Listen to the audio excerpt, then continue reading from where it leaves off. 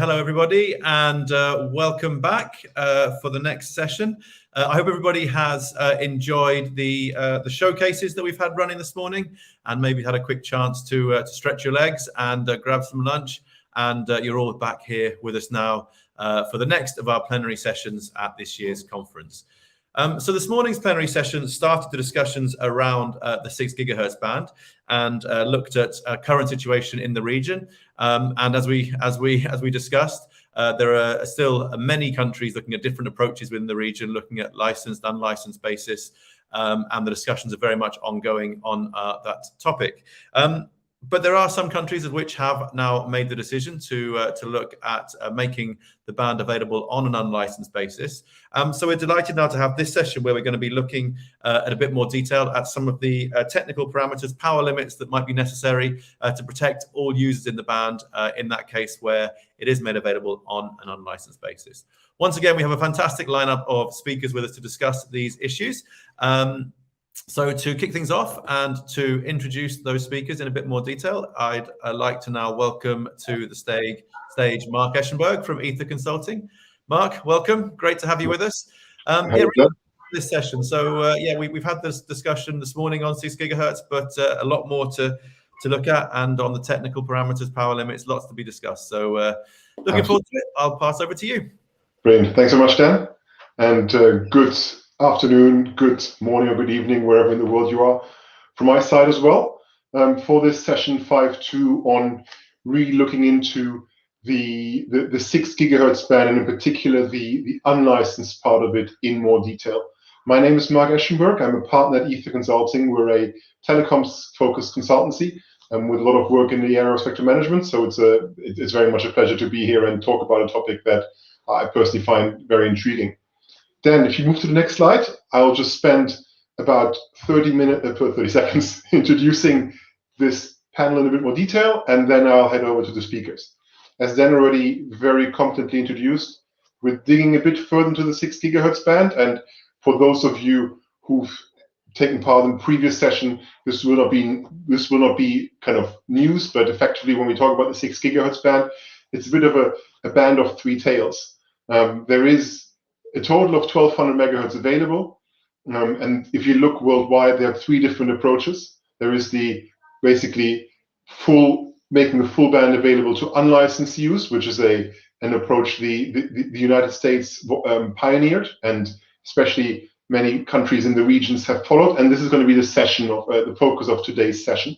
So we'll spend time zooming into this particular way to use the band.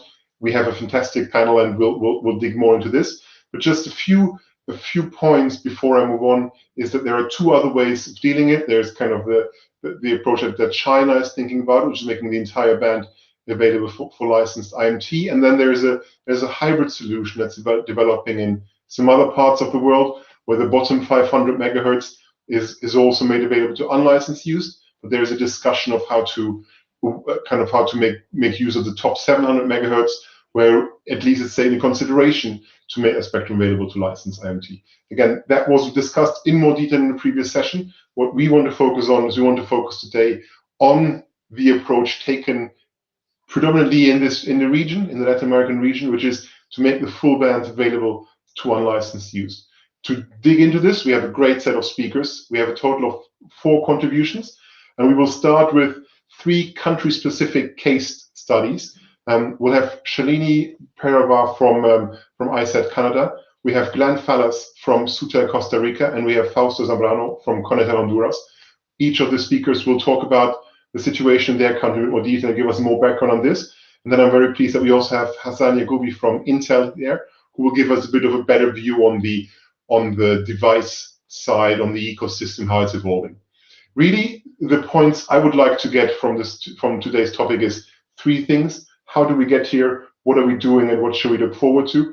And I'm really looking forward to having this discussion with the speakers today. So I would like to invite the first speaker onto the floor. We'll have Shalini from ISAT Canada. Good afternoon, Shalini. Nice to have you on the panel.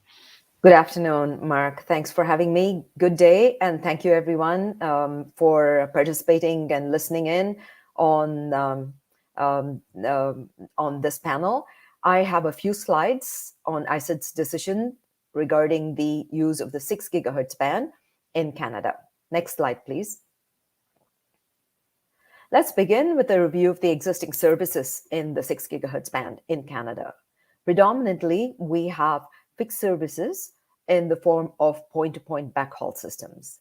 We also have FSS Earth stations across the band. Most of the FSS Earth stations in the band are transmitting in the Earth to space direction. We've also allowed mobile services in the upper portion of the band, and electronic news gathering equipment operate in this part of the band. Finally, we have one radio astronomy site operating over a small portion of the band. One important note here is that in Canada, we have mobile applications only in the 6930 to 7125 megahertz portion of the band. Next slide, please. ICET released a policy decision in May 2021, where we proposed to closely align with the US license-exempt use. Low-power indoor-only Wi-Fi devices are allowed in the full 1200 megahertz of the band, as also very low-power indoor as well as outdoor Wi-Fi devices are allowed in the full 1200 megahertz of the band, from 5925 to 7125 megahertz. Standard power indoor and outdoor Wi-Fi devices under the control of an automatic frequency coordination system and AFC system will in 50 megahertz of 5925 to 6875 megahertz. To protect mobile services in the 6875 to 7125 megahertz subband, Canada did not allow standard power devices in this portion of the subband. The power levels for all of these devices is illustrated in this slide as well, with 36 dBm EIRP for standard power access points with a power spectral density of 23 dBm per megahertz with automated frequency coordination. The low power access points are 30 dBm EIRP with a power spectral density of 5 dBm per megahertz, and very low power access points will be at 14 dBm EIRP with a power spectral density of minus 8 dBm per megahertz. The detailed rules for all of these are coming up, are either issued or are coming up in the coming months. Client devices will also be operating under the control of the access points with the power limited to 6 dB below the associated access point. Next slide, please.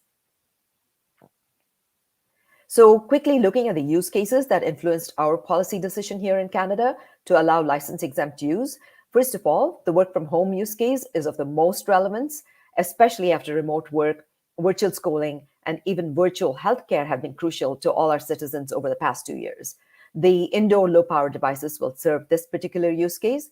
In Canada, also we have rural broadband, which is a strong policy driver, and standard power devices with automated frequency coordination, or AFC, will serve this particular use case.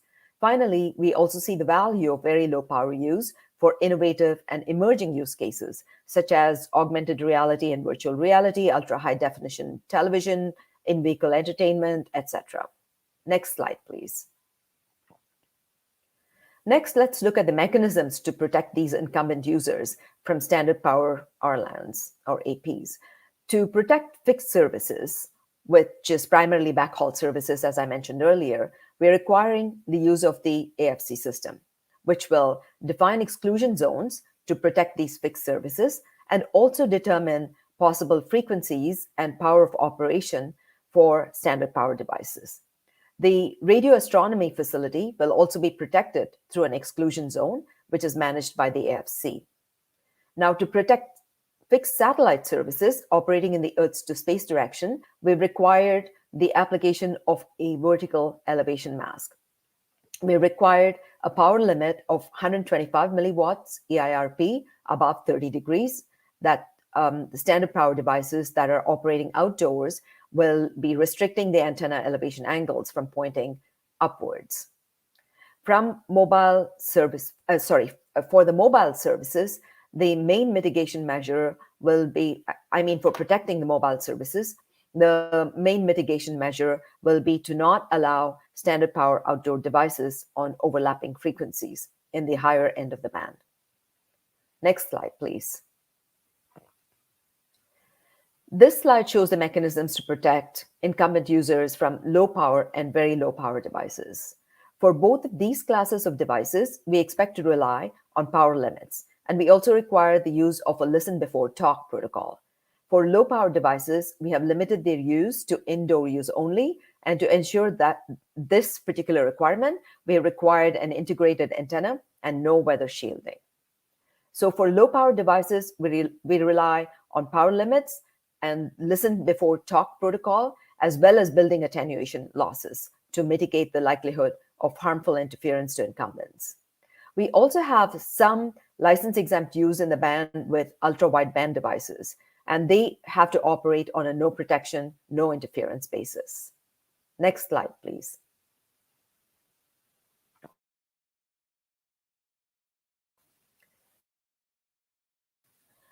In the next phase of our work, we will release the technical standards for standard power devices, including the AFC requirements, and also for very low power devices.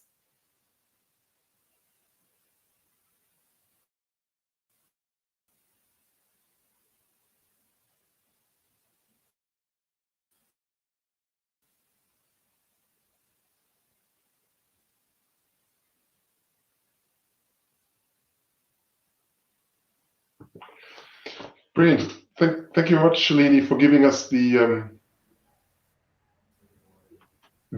Canadian perspective.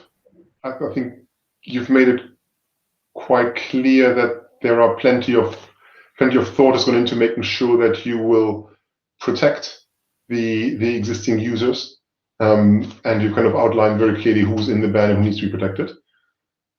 So thank you very much for the contribution. I'm sure there'll be plenty of questions coming in to figure out later on from the audience to understand a bit more about the Canadian situation.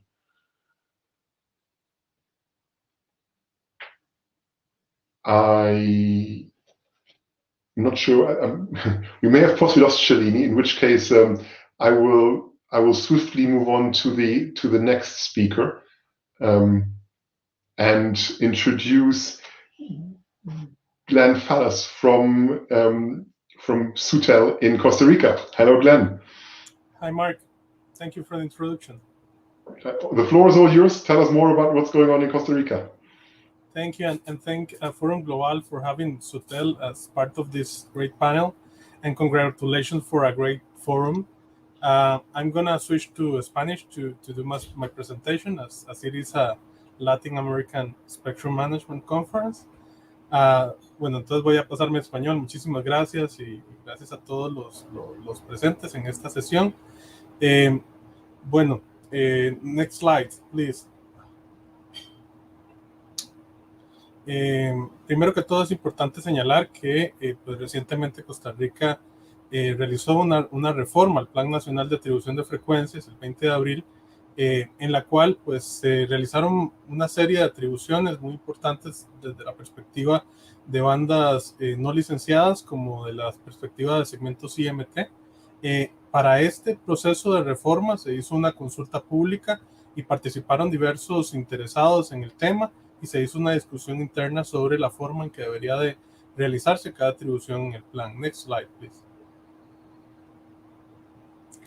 Bueno, esta es la atribución de frecuencias en nuestro Plan Nacional de Atribución de Frecuencias sobre el segmento de la banda de 6 GHz. Los 1.2 GHz estarían dedicados a un uso no licenciado. Tendríamos el Low Power Indoor y el Very Low Power. El Low Power Indoor tiene una potencia IRP máxima de 30 decibeles y el Very Low Power serían similar a lo que nos explicó Chelini de Canadá en 14 decibeles de IRP. Algo que quisiera anotar acá es sobre el potencial de las redes de Wi-Fi 6E, que se da principalmente con los canales de 160 MHz. Es importante hacer ver esto porque, bueno, en cuanto a canales de 160 MHz, esta banda tiene 7 Es importante también hacer ver que como Dirección General de Calidad de la SUTEL, nosotros también recibimos reclamaciones de usuario final y durante el proceso de la pandemia ha sido muy común tener reclamaciones por el rendimiento del Wi-Fi. Aquí es importante señalar que pues, el Wi-Fi no solo lo utilizan los proveedores de servicios totalmente inalámbricos, sino que lo usa cualquier proveedor de redes fijas. Más adelante vamos a ver los datos, pero es indispensable hacer ver que algunos casos que hemos revisado muestran que ya algunas bandas como la 2.4, por ejemplo, para velocidades contratadas superiores a 100 megabits por segundo en descarga, es muy probable que el Wi-Fi en 2.4 GHz, por la condición de interferencias y por la condición de un uso muy distribuido a nivel internacional, se ha utilizado. Entonces 2.4 ya es una frecuencia con un piso de ruido bastante alto que no permitiría pues, un acceso a las velocidades de línea actuales. Y lo que buscamos nosotros con esta atribución es que para las velocidades futuras en el orden de varios gigabits por segundo, también estos canales contiguos de 160 MHz le permitan a los usuarios pues tener esta posibilidad de tener una red de altísima velocidad en sus hogares, y que al ser 7 canales, como les digo, pues es importante valorar que toda la banda como tal sea utilizada para redes de tipo Wi-Fi, Wi-Fi 6E. Next slide, please. Bueno, estos serían los datos de suscripciones. Next slide, please. En Costa Rica, pues hay un escenario incipiente de proveedores que son totalmente inalámbricos. Tenemos, pues, en la distribución de suscripciones, ¿verdad? Alrededor de 6,000 suscripciones para servicios totalmente inalámbricos, pero como les decía, también los servicios totalmente fijos, que son la mayoría de estas suscripciones, pues utilizan este tipo de redes inalámbricas. Entonces aquí, también como les decía, muchas veces los técnicos de los operadores encuentran un ambiente bastante lleno ya, bastante ocupado de portadoras en 2.4 y eventualmente en el futuro sería en 5.8, por lo que se hace ver la importancia pues de mantener para redes no licenciadas también un espectro suficiente para el uso en redes de alta velocidad en los hogares. Next slide, please. Bueno, es importante señalar que, como les decía, esta reforma del Plan Nacional de Atribución de Frecuencias no solo fue para los segmentos de frecuencias de uso no licenciado, sino que también consideró y la atribución completa de los 1.2 GHz en la banda de 6 GHz para Wi-Fi 6E u otras aplicaciones no licenciadas. Consideró también que Costa Rica ya había hecho en el mismo acto una atribución muy importante para servicios IMT. Next slide, please. En este gráfico se muestra pues todo el espectro atribuido a la fecha para servicios de tipo IMT. Se contabilizan de forma agregada alrededor de 14 GHz ya atribuidos para la provisión de servicios IMT. Hay situaciones que se están analizando y se están atendiendo en conjunto con el Ministerio de Ciencia, Tecnología y Telecomunicaciones en cuanto a lo que es la asignación del recurso actual, pero como les digo, la atribución del segmento para uso no licenciado consideró que pues ya en esta misma modificación al Plan Nacional de Atribución de Frecuencias se estaba considerando pues una cantidad importante de segmentos de espectro dedicados para IMT. Es importante también señalar que en el caso de Costa Rica, que es algo que hablaban en las sesiones de la semana pasada, los ítems de agenda para la banda C baja y la C alta, ya Costa Rica, pues a través de una nota al pie o un footnote, ya estaba pues buscando la atribución completa de ese segmento. Entonces pues se muestra en pantalla el segmento bajo y el segmento alto para también utilizarlo para servicios IMT, aspecto que pues dio pie a la consideración que tomó nuestro país para atribuir todo el segmento de la banda de 6 GHz a una banda de uso libre, buscando, como les decía, la provisión de servicios de ultra velocidad en los hogares, muy orientado también por la experiencia que se tuvo en cuanto a las redes, al incremento de tráfico en las redes debido al COVID. En Costa Rica se registró alrededor de un 40% de incremento del tráfico en las redes fijas de Costa Rica durante el inicio del proceso del COVID, un incremento que no se ha reducido a la fecha y que ha mostrado pues también una alta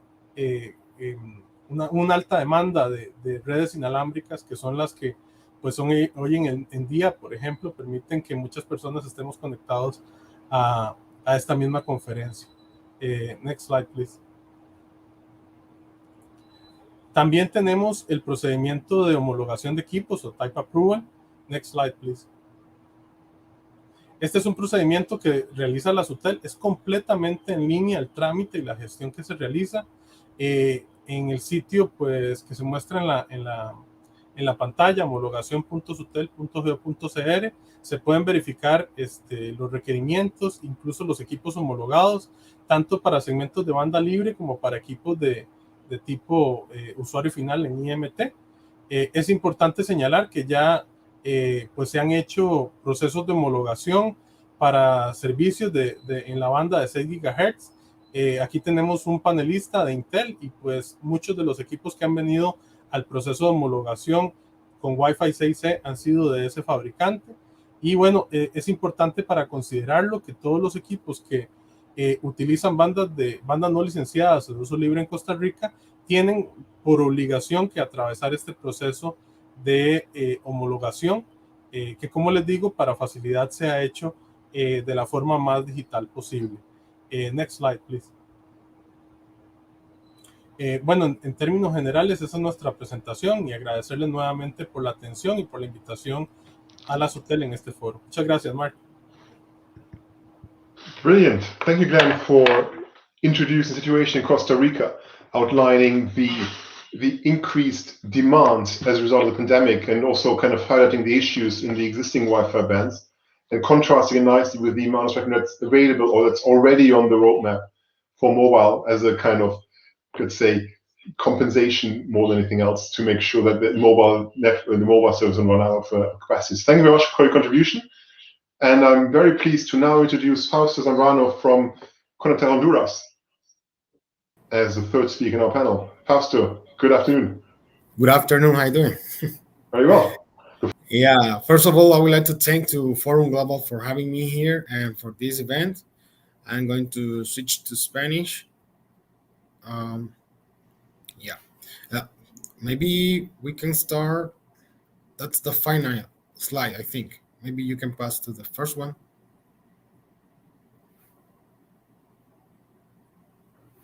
Yeah, thank you. Bueno, primero que todo, pues me gustaría dar unos antecedentes de cómo fue el proceso para la ampliación de la banda de 6 GHz en Honduras. Luego de la conferencia mundial, pues estuvimos trabajando mucho en la actualización del Plan Nacional de Atribución de Frecuencias en el año 2020. Aproximadamente por octubre, noviembre del 2020, lanzamos la consulta pública de todo el plan de atribución de frecuencias. Y si bien estos sistemas de UASR-LAN no corresponden a una atribución de espectro como tal, pero sí en una parte, pues nosotros tomamos a bien para la industria, dar un poco más de claridad, establecer las diferentes bandas en donde se pueden desplegar estas redes de UASR-LAN. Y como podrán ver ahí, se establece que el rango completo para en la banda de 6 GHz para UASR-LAN. Esta resolución fue aprobada en febrero del 2021 y fue publicada en nuestro diario oficial La Gaceta en marzo de 2021. Asimismo, como en Costa Rica, el plan se actualizó no solamente para este tipo de redes y hablando puntualmente para IMT, al final tenemos un total de alrededor de 1000 megas debajo de los 4 GHz y alrededor de más de 10.000 megas arriba de los 24 GHz. Entonces, solamente para complementar el tema de IMT. Siguiente, por favor. Next slide, please. Sí, primero, pues, para entender un poco el contexto de Honduras, si se fijan, estamos en el centro de Centroamérica y en este mapa de relieve, ustedes pueden ver de que Honduras es un territorio altamente montañoso y con una orografía complicada. Tenemos alrededor de más de 9.5 millones de personas en un área de 112.492 kilómetros cuadrados. ¿Por qué hago detalle en este? Porque en Honduras hay alrededor de 150 wireless ISP. Entonces, ¿por qué hay tantos operadores WISP?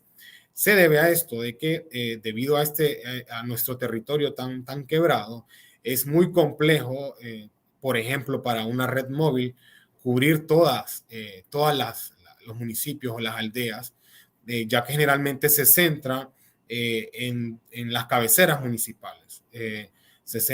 Ahí se centra la cobertura, pero debido a nuestra orografía, esa cabecera quizá está rodeada de montañas y para llegar a las demás aldeas, pues hay que dar saltos, hay que ubicar otra radio base y quizá la cantidad de población que se cubra es muy poca y está muy dispersa. Entonces, esto ha generado de que se encuentre un modelo de estos operadores WISP que generalmente llegan hasta donde tenemos el último punto de fibra o de acceso a Internet y ellos comienzan a desplegar sus redes en estas áreas de difícil acceso. Y el modelo que utilizan es a través de bandas de uso libre. Entonces, por ejemplo, usan la banda de 2.4 gigas para realizar enlaces punto a punto, para dar los saltos de las montañas y luego hacen su punto multipunto en 5.8 GHz, un ejemplo. Entonces, este modelo, como ven, se ha popularizado y pues de alguna manera pues, coadyuva a reducir la brecha. De hecho, en un estudio que se realizó para un plan de banda ancha, debido a todas estas variables que le estoy comentando, se determinó que el método costo eficiente para reducir la brecha y llegar a todos estos accesos era a través de este modelo en combinación con bandas de uso libre, ¿no? Entonces, hoy por hoy es un modelo muy popular y que debido a las economías de escala se pueden implementar en Honduras. Sin embargo, estamos claros y se ha discutido ampliamente en este foro de que no solamente es para un tema de operadores WISP. Nuestra visión ante este tema es que todas las redes, por ejemplo, móviles, satelitales, de fibra óptica, al final requieren este acceso. Aquí en el periodo de consulta pública recibimos esas opiniones de que por mucho que tenga contratado un ancho de banda considerable en mi hogar, al tener 4 personas en una videollamada hacía complejo y vemos cómo esto impactaba en la capacidad del router. Entonces, puede ser un operador que tenga despliegue redes fijas de fibra óptica, no sea un WISP, pero en la parte de acceso al usuario es donde se encontraban estos retos. Entonces, lo que se identificó fue fortalecer esta cadena de valor. En vista de nuestra situación de país y cómo coadyuvar a la reducción de la brecha, cómo analizamos esta cadena de valor y la fortalecíamos. Next slide, please. Y una parte muy importante es el momentum, ¿no? Quizá muchos han comentado de esperar un poco cómo se va desarrollando. Sin embargo, nosotros hemos analizado los estudios formales que se han realizado en distintos países, Canadá, Estados Unidos, Brasil, y vemos que hay un momento. Y producto de eso fue que hicimos esas modificaciones y pronto en Honduras recibimos solicitudes de homologación o type approval de dispositivos que ya contaban con esta banda en 6 GHz, como por ejemplo para la tecnología Wi-Fi 6E. Aquí les muestro algunos ejemplos de los dispositivos que recibimos en Honduras y que se fueron homologados. Entonces, eso nos da una visibilidad de que no es un tema de que habría que esperar a que se implemente, sino que es una realidad que hoy por hoy se está llevando a cabo. Y desde nuestro punto de vista de regulador, sabemos que es complejo ir al lado de la industria, al lado de la tecnología, siempre está un poquito atrás, pero tratamos de por lo menos estar presente y no ser un obstáculo para las diferentes implementaciones que se vayan a realizar.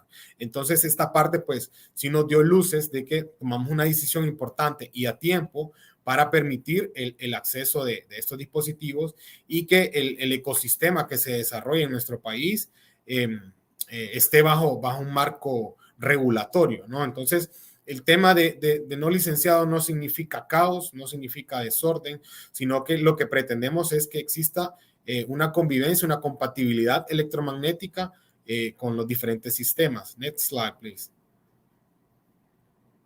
Next slide, yeah. Entonces, en ese contexto, esta normativa, pues, luego de que se realizó la ampliación de los 6 GHz de la banda, estuvimos trabajando, analizando estos diferentes estudios que se han realizado en Estados Unidos, Canadá y Brasil, como les comenté principalmente.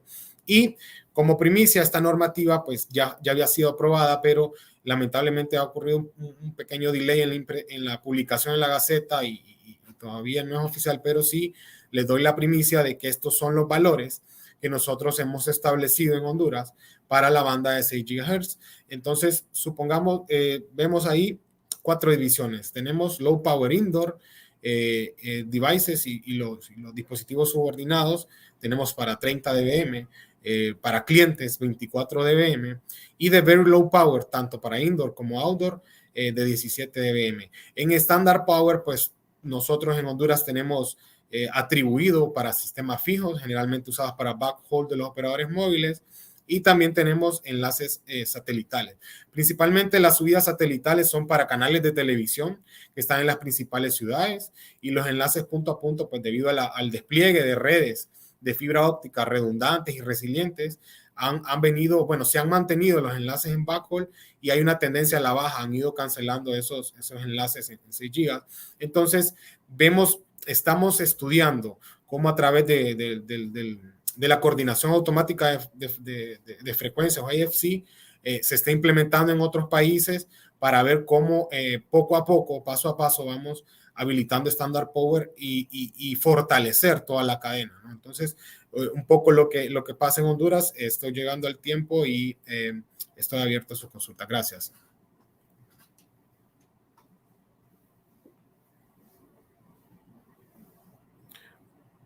Mark, you're on mute. Yeah. Sorry, what's about to happen.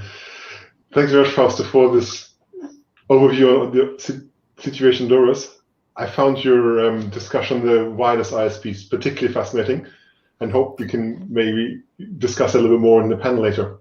So thank you very much for your contribution, and I'm sure questions will flow in. Thank you. Thank you very much. Brilliant. That leaves our final speaker, which is Hassan from Intel. Hassan will give us a bit more of a view on the device situation. And Intel, of course, has already been mentioned in one of the panel discussions. So Hassan, please tell us more. The floor is yours. Okay, thank you very much. Hello, everybody, and thank you for the opportunity to present to the 8th Latin America Spectrum Management Conference. Maybe we can go to the next slide. Yeah, maybe next. Yeah, that's good. Yeah, so we already heard from different speakers, Shalini, Glenn, and Fausto, about different modes of operation for 6 GHz band, unlicensed band. Here I have a summary, and of course I don't cover everything because you have already heard about a lot about those. We have the low power indoor, LPI. We have very low power for indoor and outdoor. Enabling advanced use cases such as AR, VR, XR, UHD video, and multicasting. I would like to comment on the client-to-client mode, C2C, which is primarily indoor in conjunction with LPI. This is an important mode to enable indoor immersive VR, UHD videos, streaming, file sharing, and multicasting in short ranges. And then, of course, we have the standard power fixed services under the provision of AFC or other registration method to protect the incumbent, basically fixed services.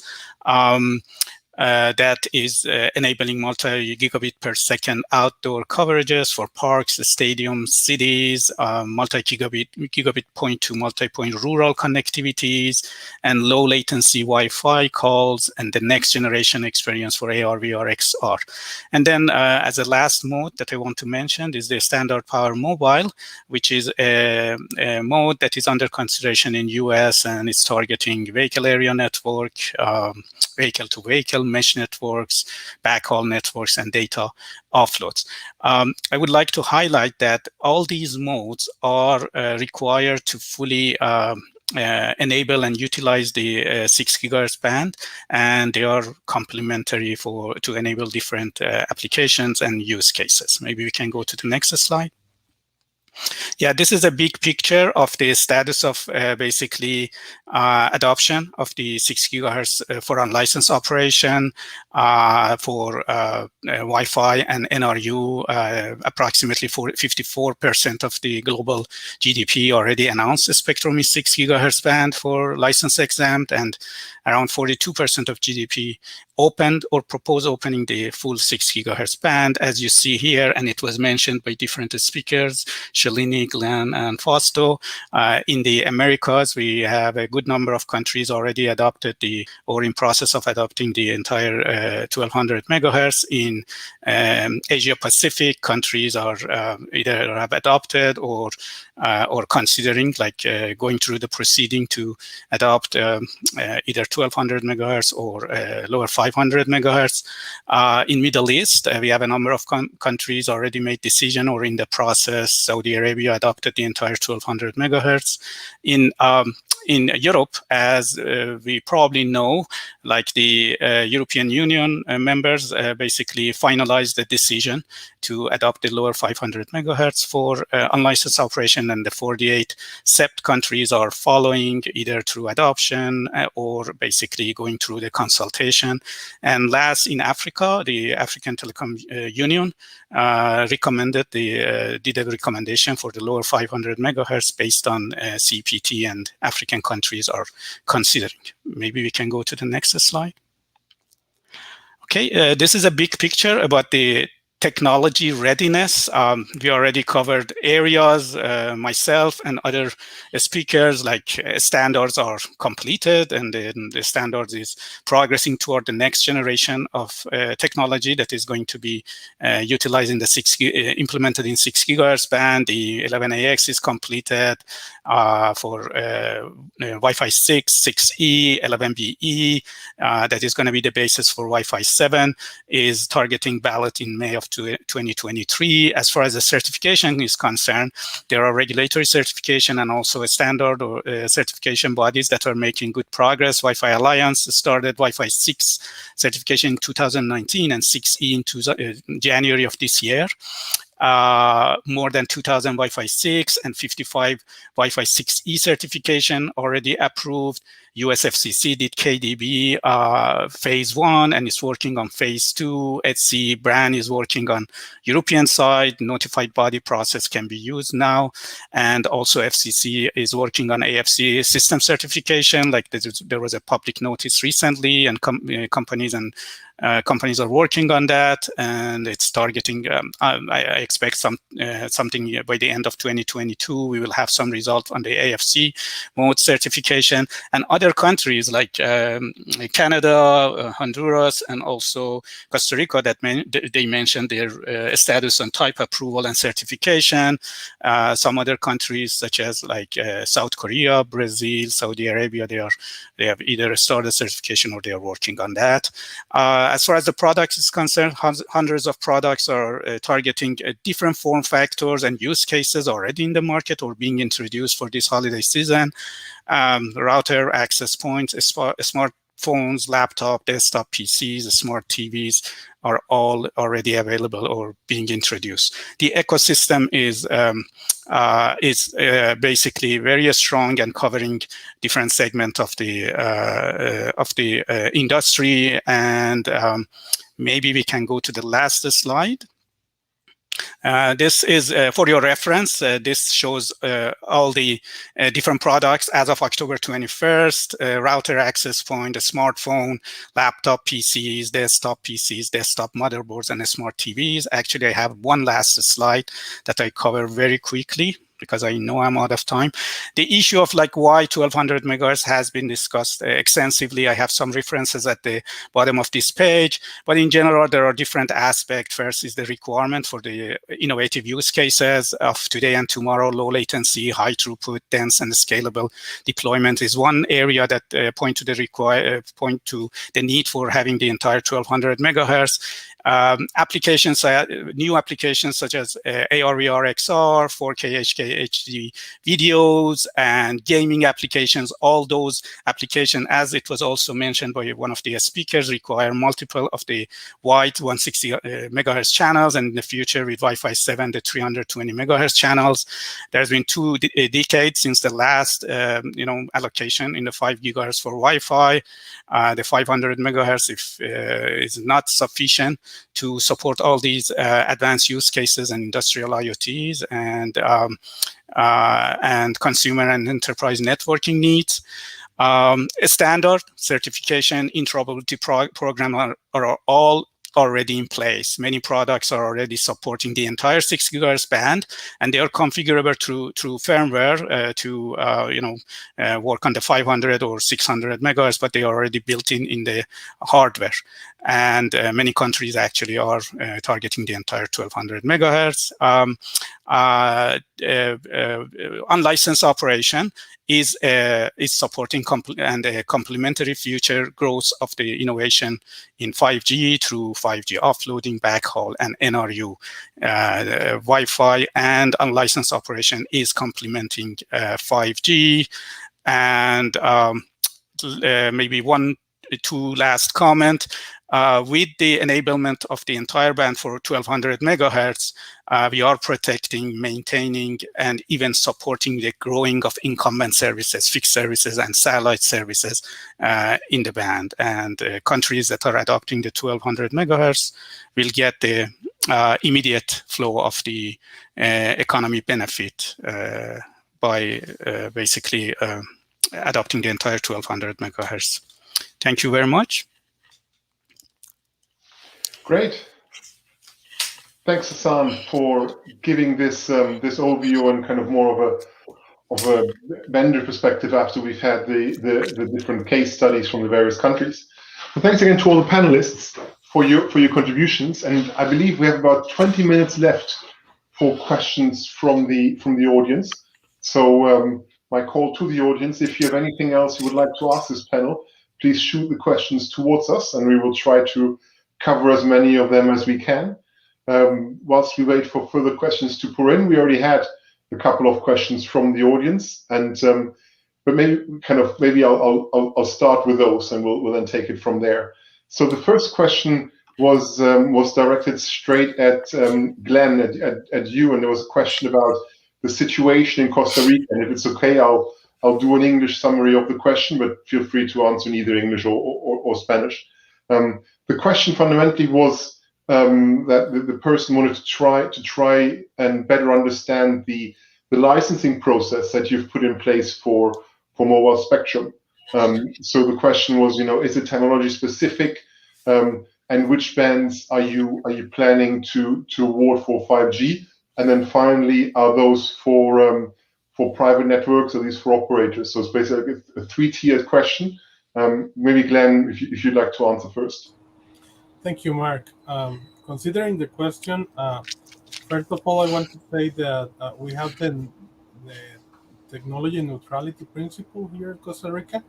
So all the spectrum allocated cannot be linked from a specific technology. So that will be the case for any kind of license, but we we tried to establish on the tender requirements for spectrum auctions some specifications for the operators to deploy new technologies on their systems.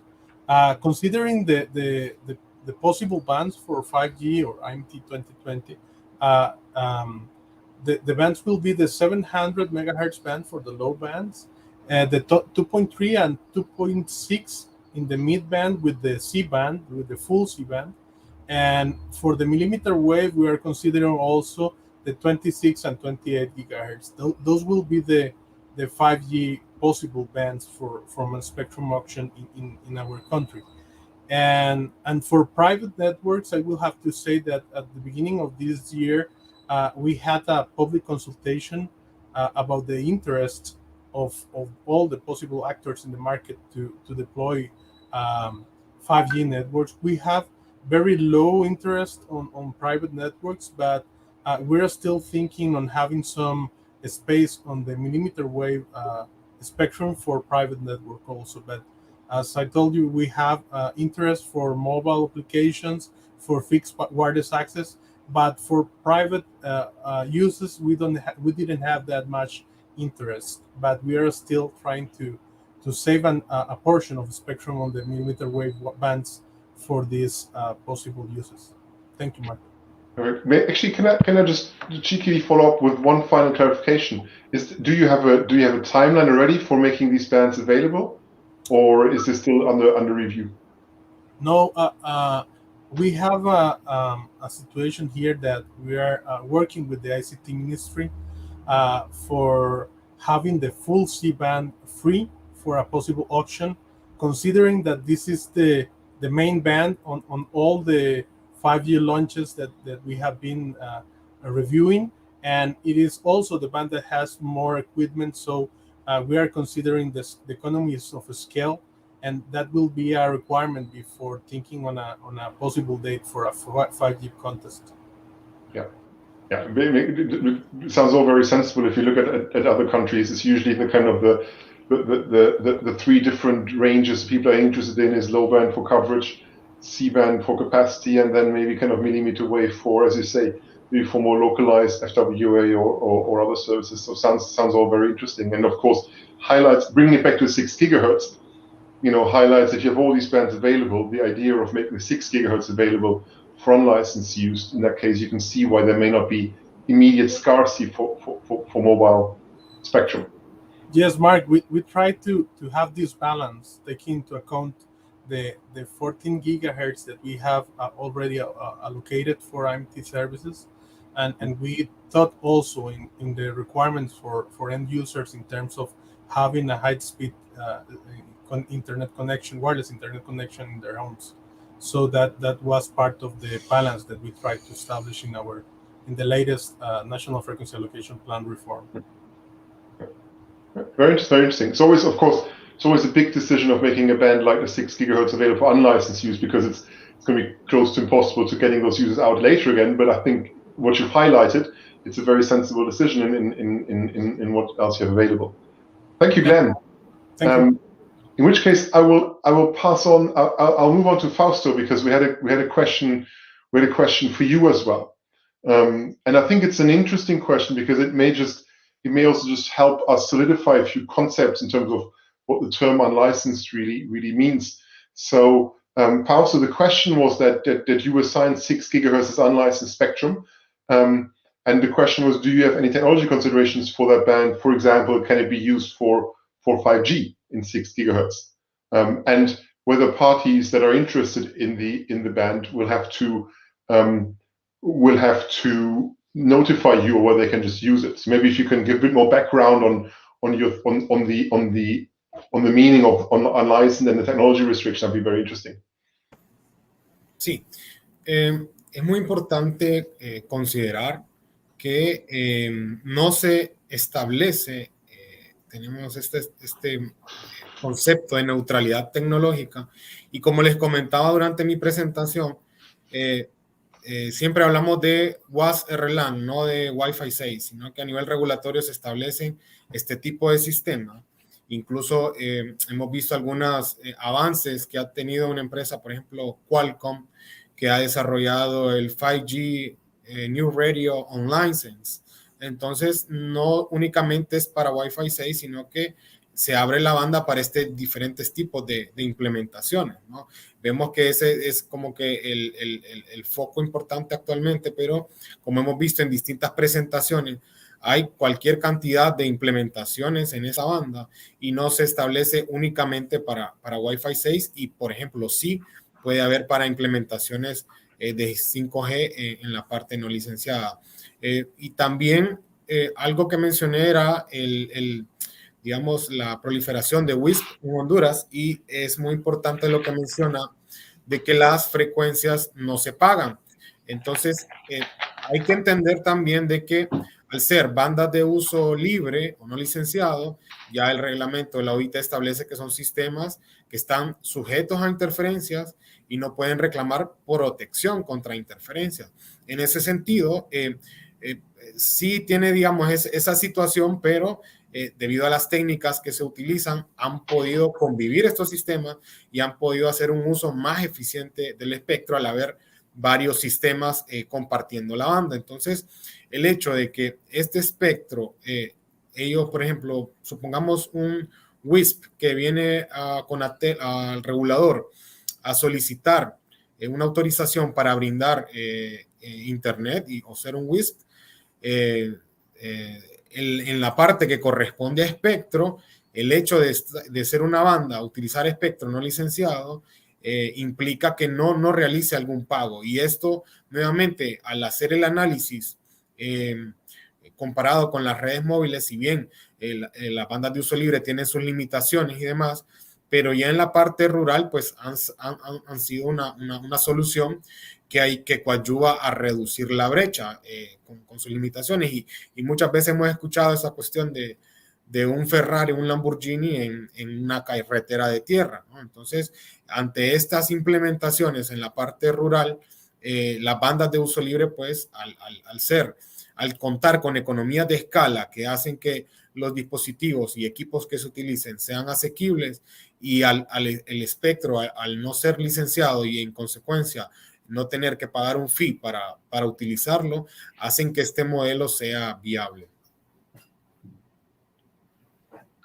Perfect. Thank you very much, Fausto. I think this was exactly the clarification that I was hoping you would provide on the concept of what the unlicensed use means in practice.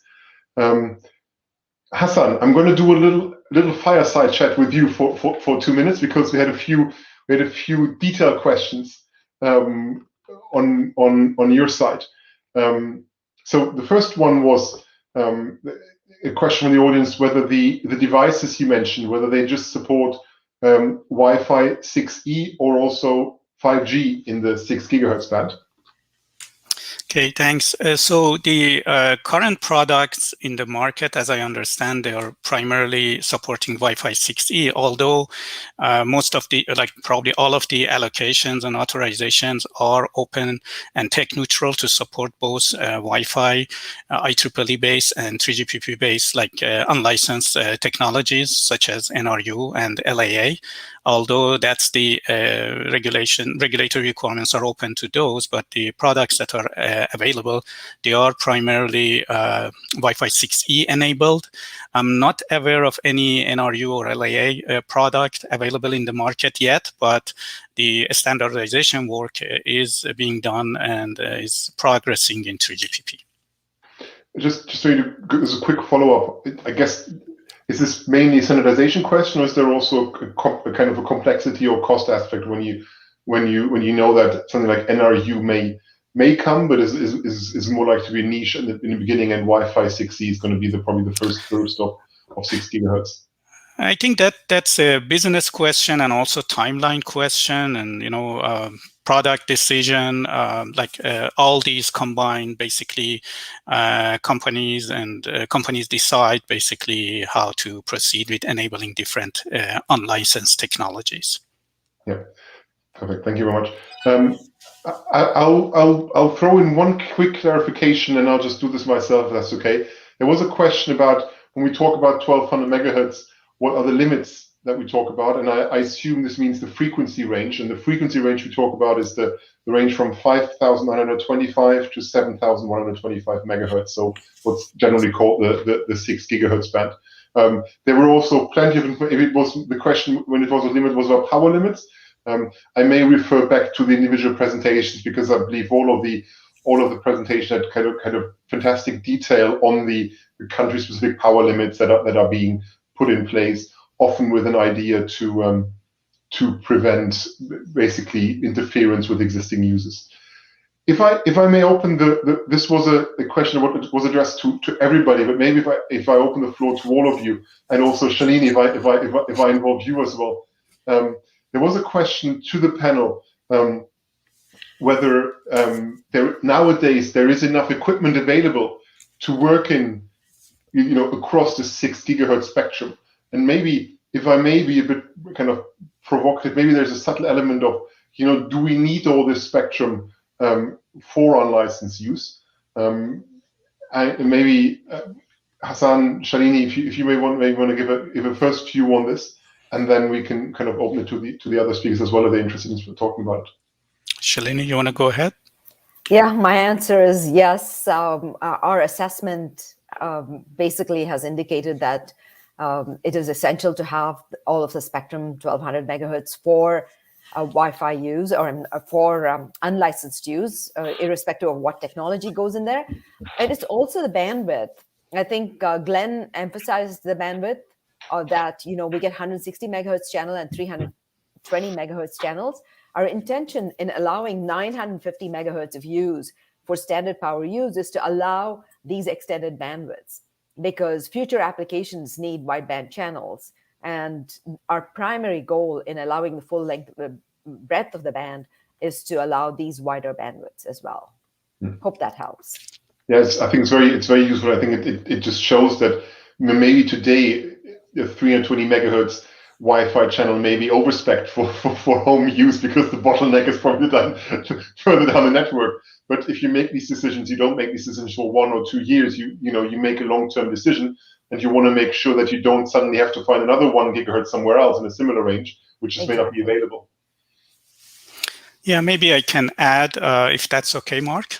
Yes, please. Okay, yeah. So as far as the product is concerned, I tried to cover it. Like, as I understand, many of the already certified products are covering the entire 1200 megahertz, and they are configurable, like through firmware to, enable the entire 1200 megahertz. And this is an indication that the all the prerequisites and the needed steps to get to the product, standardization, certification, productization, coexistence consideration has been conducted, and the product is ready in the market. In my last slide, I was trying to address different aspects of this question. I think the regulators attending in this call spoke about their reason of enabling the entire 200 megahertz, but there is a more comprehensive list of reasonings in my slide, and of course that's a short list. There are, as we all know, there are extensive studies and discussion on this. But I think Mark, your comment about like we need to do a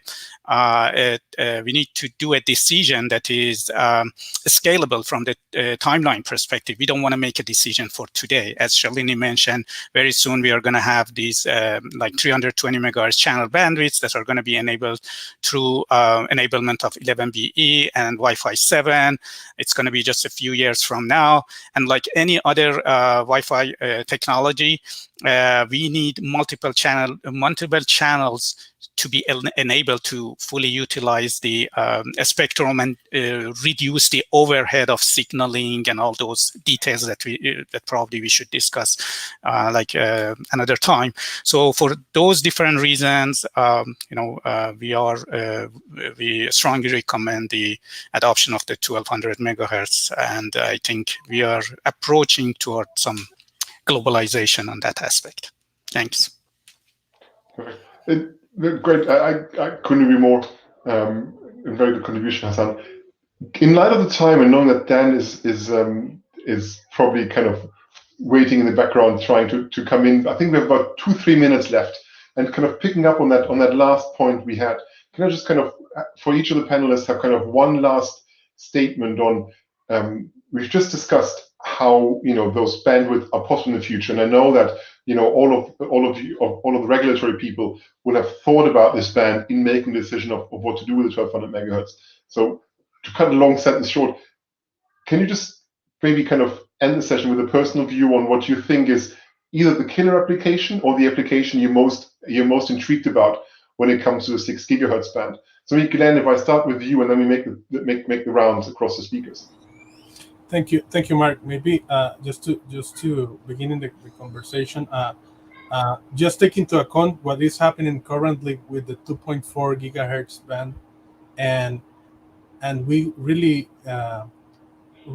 need the 160 megahertz channel to enable the full potential of this band, and in the future we will have this contention for these seven channels. I'm sure of that, and when we will have higher capacity channels in our homes, these 7 channels will be a possible repetition of what is currently happening with the 2.4 gigahertz band. So this is the way of the full potential, and I think that when we will be receiving higher capacity links in our homes, we will thank this decision, and we will thank for having all the full capacity of this wireless band. Thank you. Thank you very much, Glenn. Fausto, maybe your final comment on what's your biggest expectation or is of the 6 gigahertz band? Sí, considero de que todos sabemos que el espectro es un recurso escaso y tenemos que utilizarlo de la mejor manera posible. Es muy entendible las diferentes situaciones que tienen los países y creo que en ese contexto, analizando todas las variables, se debe determinar qué redes se deben potenciar o poner un poco más de énfasis. Hemos tratado de equilibrar las asignaciones y también incluir nuestra realidad nacional para tomar las mejores decisiones posibles. Entonces, en nuestro caso particular, pues esperamos de que se generen estas economías de escala y que nos permitan potenciar estas redes, que estas limitaciones actuales que tenemos, pues de alguna manera se puedan sobrellevar. Y en el caso particular de Honduras, pues poder potenciar las redes para coadyuvar a reducir la brecha digital. Muchas gracias. Thank you very much, Fausto. Very good point. Good point. Shalini, can I give you the floor for the last time? Yeah, I second the opinions expressed by Fausto and Glenn as well. There is the digital divide that we need to address first and foremost. In addition, we're looking at future applications as, any of the technologies are pointing out, whether it's 5G or otherwise, they have to be massive number of connected devices, as well as very high, very low latency solutions that we want to look at. And providing this amount of bandwidth gives opportunity for a lot of innovation, as well as a lot of opportunities to apply the solutions across the ecosystem in terms of, or across the socioeconomic needs, whether it is for addressing the digital divide or for addressing innovation.